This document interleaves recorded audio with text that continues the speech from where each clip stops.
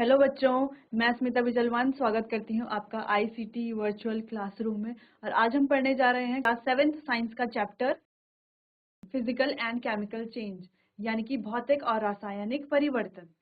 चलिए, तो ये चैप्टर हम आगे तक पढ़ चुके थे। आज हम फिर से इसको रिवाइज कर लेते हैं कि जहां तक हमने पढ़ा था। उसके बाद हम रस्टिंग ऑफ आयरन के बारे में पढ़ेंगे कि कैसे उसको हम प्रिवेंट कर सकते हैं रस्ट होने से, यानी कि उसमें जंग लगने से हम कैसे बचा सकते हैं आयरन को, लोहे को। ठीक है, चलिए। सबसे पहली चीज कि what do you mean by change.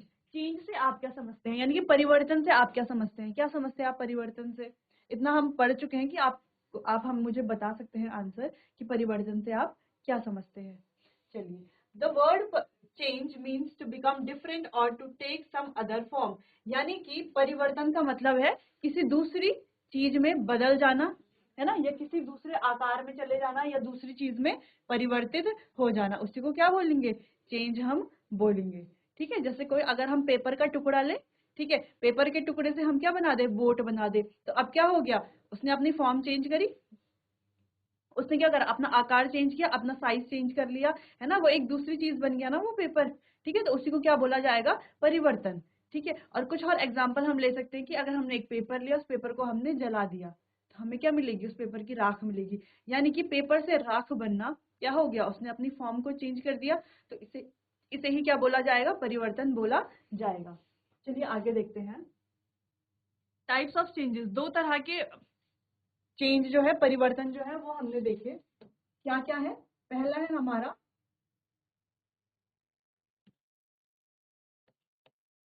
Chemical change और दूसरा है हमारा फिजिकल चेंज।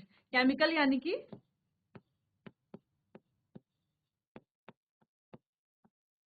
रासायनिक परिवर्तन, और फिजिकल यानी कि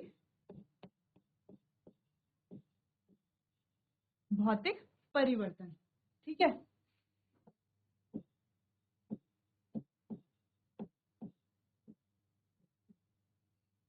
चलिए अब दोनों क्या क्या होते हैं, यानी कि केमिकल चेंज क्या होता है और फिजिकल चेंज क्या होता है। चलिए अब हम इसको आगे पढ़ते हैं।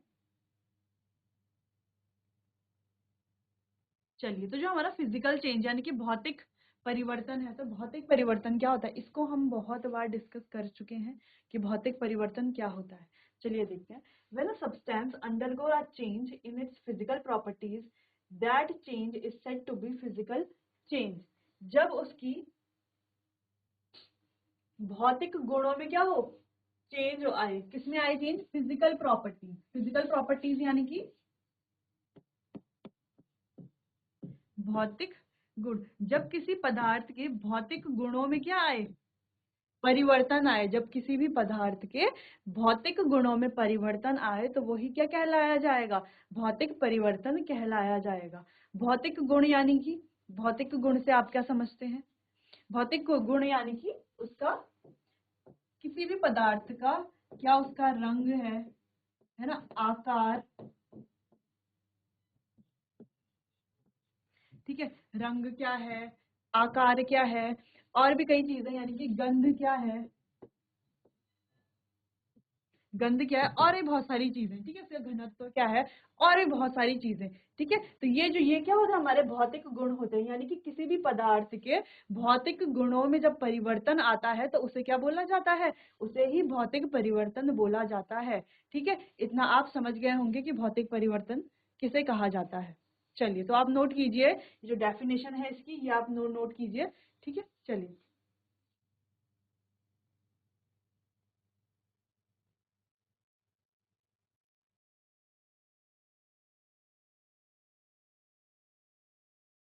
चलिए, तो आगे बढ़ते हैं। Characteristics of a physical change, यानी कि फिजिकल चेंज की, यानी कि भौतिक गुण की क्या क्या विशेषताएं हैं। कैरेक्टरिस्टिक्स यानी कि विशेषताएं।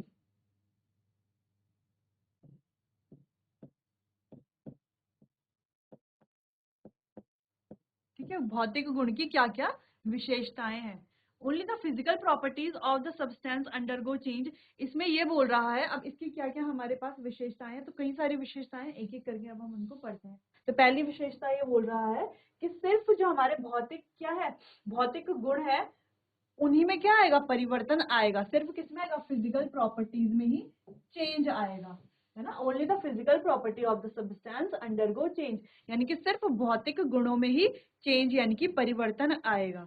ठीक है, सिर्फ भौतिक गुण यानी कि जो उसके रंग है, गंध है, आकार है, घनत्व है, ये सारी चीजें क्या है, हमारे भौतिक गुण है।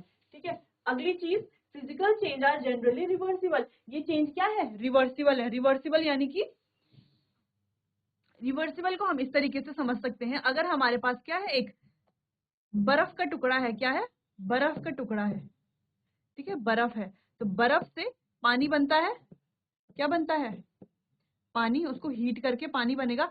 पानी से क्या दोबारा बर्फ बन सकती है, बन सकती है ना। तो इसी को क्या बोला जाएगा, रिवर्सिबल बोला जाएगा। ठीक है, तो ये क्या होते हैं, हमारे रिवर्सिबल होते हैं, यानी कि भौतिक परिवर्तन क्या होता है, रिवर्सिबल होता है।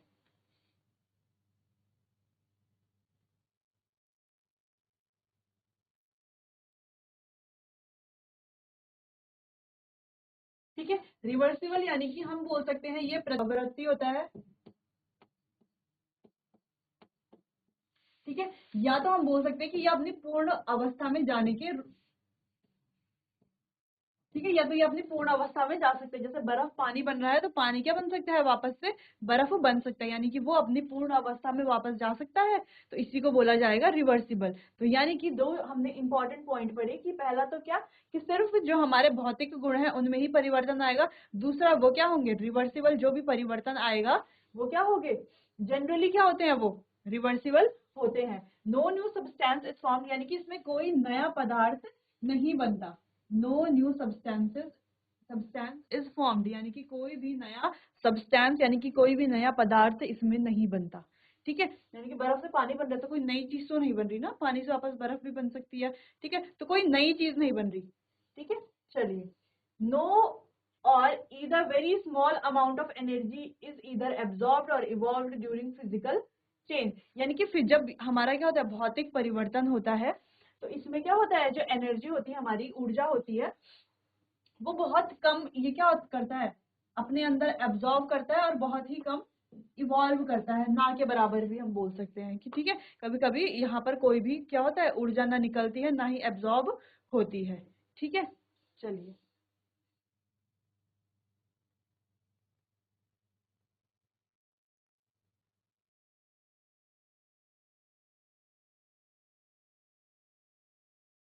ठीक है, चलिए, इतना आपको समझ आ गया होगा। आगे, एग्जाम्पल ऑफ फिजिकल चेंज। तो फिजिकल चेंज यानी कि भौतिक परिवर्तन के कुछ यहाँ पर क्या दिए हुए हैं, उदाहरण दिए हुए हैं। जैसे कि क्रशिंग अ कैन, किसी भी कैन को क्या कर दें, अगर हम क्रश कर दें, ठीक है, उसको क्या कर दें, क्रश कर दें। जैसे कैन है उसको क्या कर दें, क्रश कर दें, तो वो वापस अपनी फॉर्म में चेंज हो सकता है। क्या हमने उस कैन से दूसरा कोई प्रोडक्ट बनाया, नहीं बनाया ना, कोई दूसरा पदार्थ तो नहीं बनाया, उसी कैन को क्या किया, क्रश किया हाथों से। ठीक है, हाथों से या किसी भी चीज से हमने उसको क्रश करा, तो वापस हमें कैन ही तो मिला, वो कैन ही तो है। ठीक है, तो कोई नया सब्सटेंस तो फॉर्म हो नहीं रहा, इसलिए ये किसका एग्जांपल है, एक फिजिकल चेंज का एग्जांपल। और यहाँ पे हमने कैन इस तरीके का रहा होगा, है ना, इस तरीके का कैन रहा होगा, इसको अगर हमने क्रश किया होगा तो ये कुछ इस तरीके का बना होगा। ठीक है, ज्यादा से ज्यादा इसकी जो फिजिकल प्रॉपर्टी है वहीं पर चेंज आया होगा, यानी कि इसका जो भौतिक गुण है, यानी कि जो आकार है वही सिर्फ चेंज हुआ होगा ना, वही परिवर्तित हुआ होगा। ठीक है, इसीलिए ये क्या है, हमारी फिजिकल चेंज है।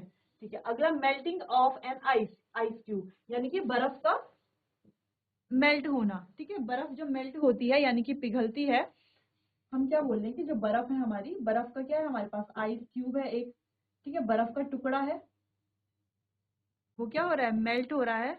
मेल्ट यानी कि पिघल रहा है, और क्या बन रहा है हमारे पास,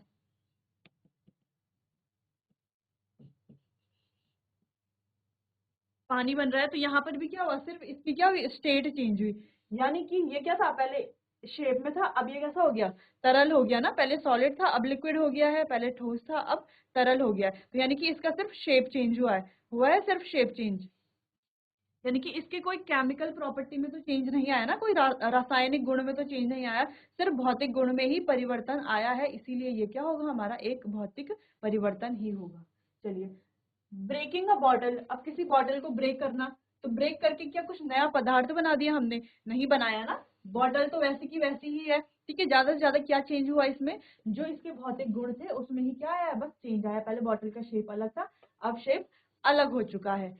ठीक है, तो सिर्फ इतना ही चेंज आया है, इसलिए ये भी क्या हमारा भौतिक परिवर्तन है। अगला, बॉइलिंग वाटर इनटू स्टीम, यानी कि जब हम पानी को बॉईल करते हैं तो वो क्या बन जाता है हमारा, स्टीम बन जाता है, यानी कि भाप बन जाता है।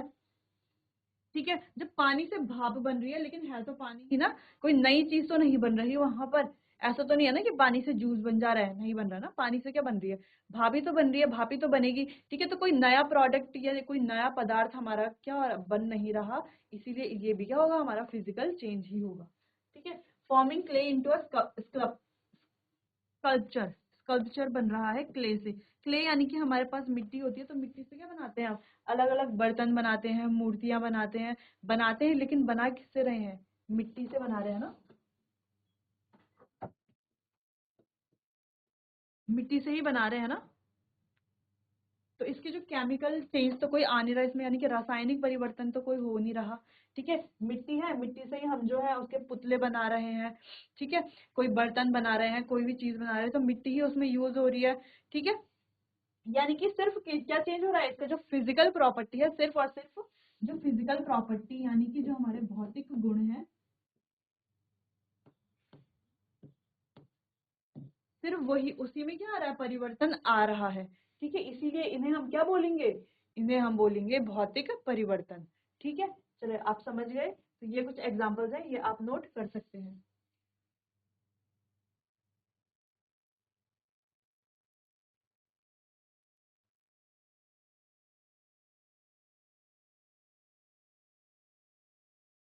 चलिए आगे बढ़ते हैं।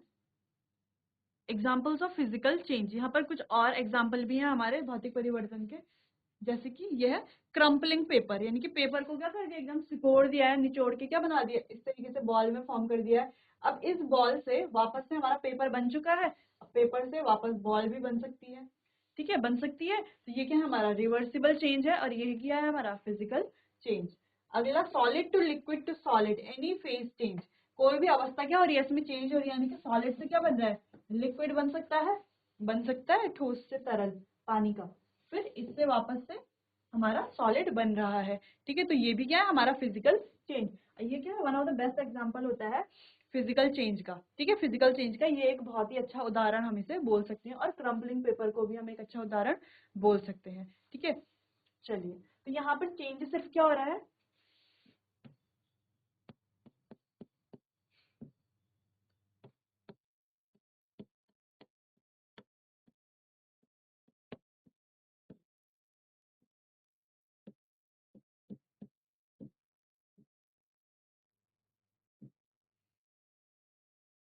सिर्फ भौतिक गुणों में परिवर्तन यहाँ पर हमको देखने को मिल रहा है। ठीक है, चलिए अब आगे आते हैं अपने केमिकल चेंज, यानी कि रासायनिक परिवर्तन।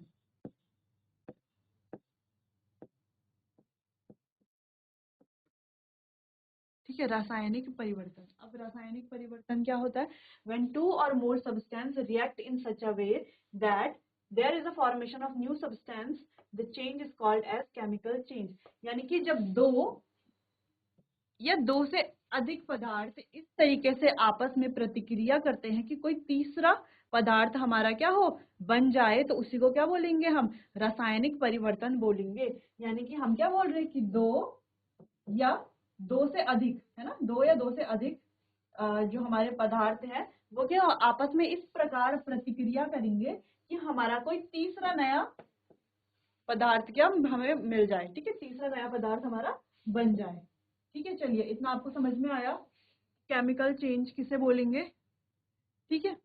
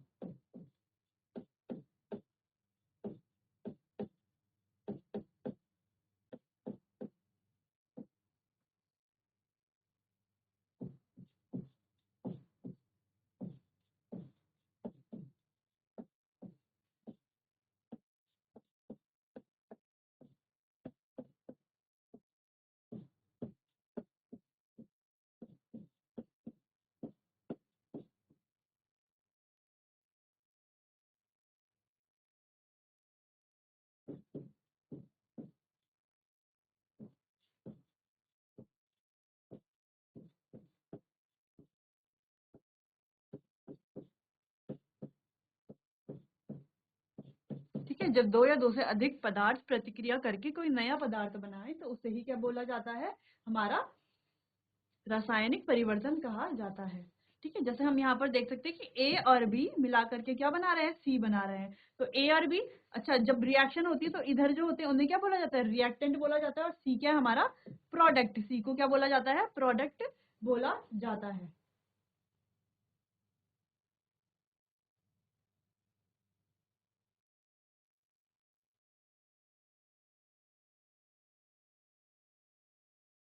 चलिए, रिएक्टेंट यानी कि जिससे हम प्रतिक्रिया करते हैं आगे। ठीक है, तो ये हमारे रिएक्टेंट, और रिएक्टेंट के बाद जो हमें प्रोडक्ट बनता है उसी को, ये जो सी ये है, तो इसको क्या बोला जाता है, हमारा प्रोडक्ट बोला जाता है।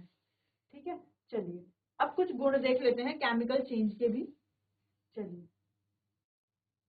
केमिकल चेंज के यानी कि रासायनिक परिवर्तन के कुछ हमारी कैरेक्टरिस्टिक्स हैं, यानी कि विशेषताएं हैं। ठीक है, ये गुण हम बोल सकते हैं, विशेषताएं भी हम बोल सकते हैं। तो क्या है, new substances with different properties are formed. यहाँ पर नए पदार्थ बनते हैं जिनकी क्या होती है, नए, जिनके अलग अलग गुण होते हैं, तो वो क्या है यहाँ पर फॉर्म होती है, यानी कि बनती है। यानी कि नए पदार्थ जिनकी क्या होती है, जो गुण है वो भी क्या होते हैं, अलग अलग होते हैं, वो यहाँ पर बनते हैं। दूसरा, केमिकल चेंजेस इरिवर्सिबल। ये क्या है हमारा इरिवर्सिबल चेंज है, यानी कि इसको हम वापस से क्या पूर्ण अवस्था में चेंज नहीं कर सकते। जैसे हम बोले कि दूध से हम क्या बना रहे हैं, दही बना रहे हैं, तो क्या दही से वापस दूध बना सकते हैं? देखो, दूध हमारा चेंज हो रहा है दही में। ठीक है, दूध चेंज हो रहा है दही में, तो ये कैसा चेंज है, ये एक तरह का परिवर्तन है, चेंज है। ठीक है, अब हमें ये बताना है कि ये एक फिजिकल चेंज है या केमिकल चेंज है। ये हम कैसे बताएंगे, कैसे हमें पता चलेगा कि ये भौतिक परिवर्तन है या रासायनिक परिवर्तन है? तो अगर ये दही वापस से दूध में परिवर्तित हो जाएगा तो ये हमारा क्या होगा, भौतिक परिवर्तन। और अगर ये दही वापस से दूध में परिवर्तित नहीं होगा तो ये कैसा होगा हमारा, ये होगा हमारा रासायनिक परिवर्तन। तो यानी कि यहाँ पर दूध, यहाँ पर दही वापस से दूध में कन्वर्ट नहीं हो सकती ना, है ना, नहीं बन सकती, परिवर्तित नहीं हो सकती। इसीलिए ये कैसा चेंज है हमारा, ये है हमारा केमिकल चेंज, यानी कि रासायनिक परिवर्तन। ये क्या बोला जा रहा है इसे, इरिवर्सिबल, यानी कि इरिवर्सिबल यानी कि ये वापस से पूर्ण अवस्था में नहीं जा सकता। जबकि जो हमारा क्या था, फिजिकल चेंज था, वो कैसा था, रिवर्सिबल चेंज था। ठीक है, चलिए, large amount of heat is either evolve और एब्जॉर्ब ड्यूरिंग केमिकल चेंज। अच्छा, पीछे हमने क्या पढ़ा था, जब हमने फिजिकल चेंज पढ़ा था तो वहां पे कोई भी हीट, कोई भी ऊर्जा, कोई भी एनर्जी क्या होती है, एब्जॉर्ब और इवॉल्व नहीं होती है ना। यानी कि वो कोई भी एनर्जी, जब कोई केमिकल रिएक्शन वहां पर, वो कोई रिएक्शन वहां पर होती है, जब कोई चेंज परिवर्तन वहां पर होता है, तो कोई एनर्जी एब्जॉर्ब नहीं होती वहां पर, ना ही इवॉल्व होती है, और होगी भी तो बहुत लिटिल क्वांटिटी में होती है। ठीक है, लेकिन यहाँ पर अच्छी, बहुत ज्यादा, यानी कि अच्छी खासी क्वांटिटी में हमारी क्या होती है, जो हीट है वो या तो इवॉल्व होगी या तो एब्जॉर्ब होगी। ठीक है, इवॉल्व होना यानी कि हीट क्या होगी, रिएक्शन के दौरान बाहर निकलेगी। ठीक है, और एब्जॉर्ब होना यानी कि रिएक्शन के दौरान हीट अंदर रिएक्शन में लगेगी हमें। ठीक है, रिएक्शन के द्वारा क्या होगी, एब्जॉर्ब होगी। और इवॉल्व होना यानी कि हीट क्या होगी हमारी रिएक्शन में बाहर निकलेगी। ठीक है, चलिए, इतना आपको समझ आ गया होगा। यहाँ पर कुछ एग्जांपल्स हैं केमिकल चेंज के, ये आप देख सकते हैं, ये हम पहले भी डिस्कस कर चुके हैं ये एग्जांपल्स को। चलिए, आप देखिए।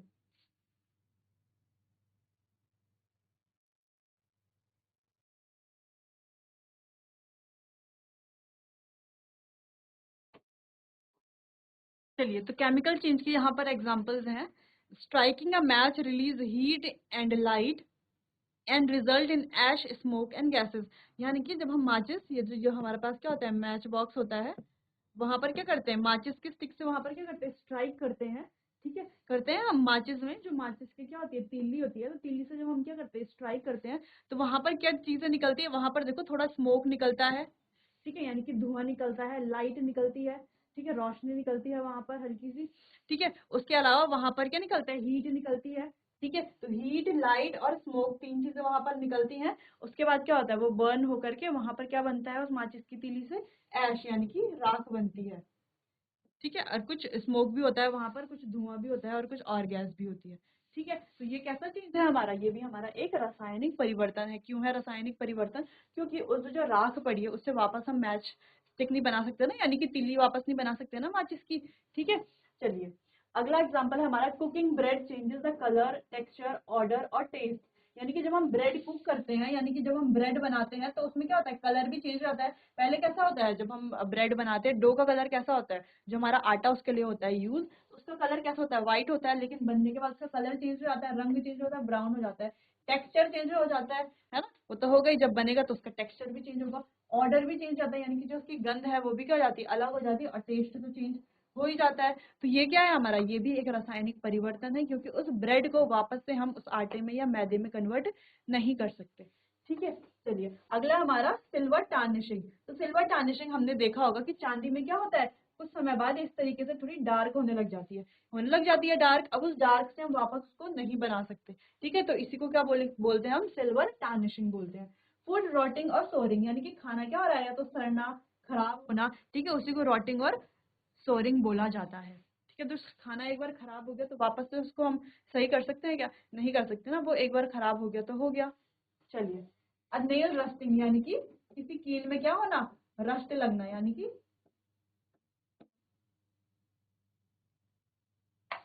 जंग लगना। ठीक है, ठीक है, जंग लगना, किसी भी लोहे की चीज पे जंग लगना, वो भी एक कैसी प्रोसेस है हमारी, वो भी एक केमिकल चेंज है, यानी कि एक रासायनिक परिवर्तन है। ठीक है, चलिए आपको इतना समझ आ गया होगा। आगे रस्टिंग ऑफ आयरन। अब रस्टिंग ऑफ आयरन का हम थोड़ा डिटेल में डिस्कस करेंगे। वैसे हम अपने प्रीवियस लेक्चर में इसको डिटेल में डिस्कस कर चुके हैं। चलिए, तो इस तरीके से कुछ इस तरीके का रस्टिंग होती है।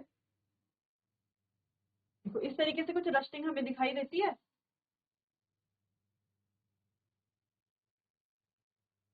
इस तरीके से दिखाई देता है हमें जंग, ज्यादा हो जाए तो इस तरीके से दिखाई देता है। ठीक है,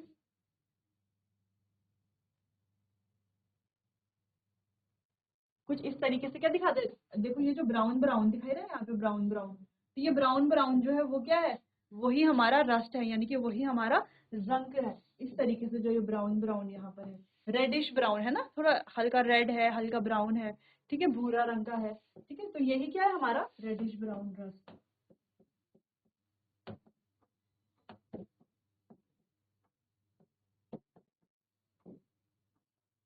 यही क्या है हमारा जंक है। ठीक है, चलिए जंग तो सबने देखा ही होगा। चलिए व्हाट इज रस्टिंग। अब रस्टिंग क्या है, रस्टिंग क्या है, rusting is the specific name given to the corrosion of iron. यानी कि लोहे में जब जंग लगता है तो उसका एक नाम, स्पेसिफिक नाम इन्होंने दे दिया, उसी को क्या बोला जाता है, रस्टिंग बोला जाता है। ठीक है, क्या बोला जाता है, रस्टिंग बोला जाता है। It's a chemical reaction between iron, air and water. तो ये एक रासायनिक प्रतिक्रिया है, जिसमें क्या, किसके बीच में है ये रासायनिक प्रतिक्रिया, आयरन के बीच में, ठीक है, एयर के बीच में और वाटर के बीच में। ठीक है, आयरन के बीच में, एयर के बीच में और वाटर के बीच में, यानी कि आयरन यानी कि लोहा, एयर यानी कि हमारी वायु जो है, और वाटर यानी कि जो हमारा पानी H2O है। ठीक है, उनके बीच में क्या होती है, ये रिएक्शन होती है, ये प्रतिक्रिया होती है।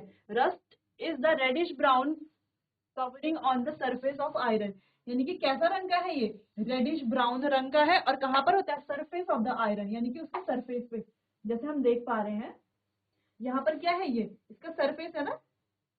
ठीक है, तो सरफेस पे ही ये हमेशा होता है, ये जो ऊपर का एरिया है किनारे से जितना हमें क्या है, ये सरफेस जो दिख रहा है, तो वहां पर ही क्या होता है हमारा रस्टिंग होती है। ठीक है,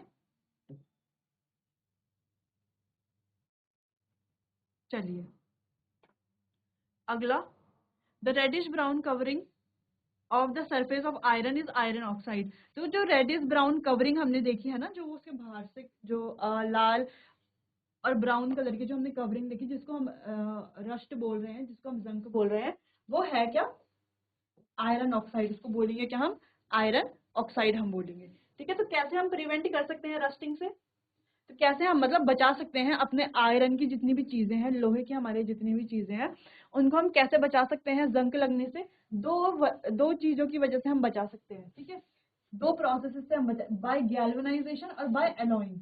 यानी कि गैल्वेनाइजेशन प्रोसेस से हम बचा सकते हैं और एक अलोइंग की प्रोसेस से हम बचा सकते हैं। कैसे, चलिए, गैल्वेनाइजेशन प्रोसेस क्या होती है कि वहां पर क्या करते हैं हम, जो भी हमारे लोहे के क्या होते हैं मटेरियल होता है, या जो भी हमारी लोहे की चीजें होती है, उनके ऊपर क्या कर देते हैं हम, जिंक की एक पतली या जिंक की एक लेयर लगा देते हैं ना, जिंक की एक लेयर लगा देते हैं, जिस वजह से क्या होता है वहां पर आगे रस्टिंग की प्रोसेस नहीं होती। तो बाकी जो हमारी और प्रोसेस है, यानी कि जो हमारी गैल्वेनाइजेशन और एलॉइंग प्रोसेस है, उसको हम अपने अगले लेक्चर में डिटेल में डिस्कस करेंगे कि कैसे गैल्वेनाइजेशन जो है वो हेल्प करता है हमें आयरन को रस्ट होने से बचाने से, ठीक है, और कैसे एलॉइंग यानी कि मिश्र धातु वाली जो प्रोसेस है, हमारी प्रतिक्रिया है, वो कैसे हमें कैसे बचाती है हमारे लोहे की जो चीजें हैं उनको रस्ट लगने से, उसको हम डिस्कस करेंगे अपने नेक्स्ट लेक्चर में। तब तक के लिए आपको बहुत बहुत धन्यवाद।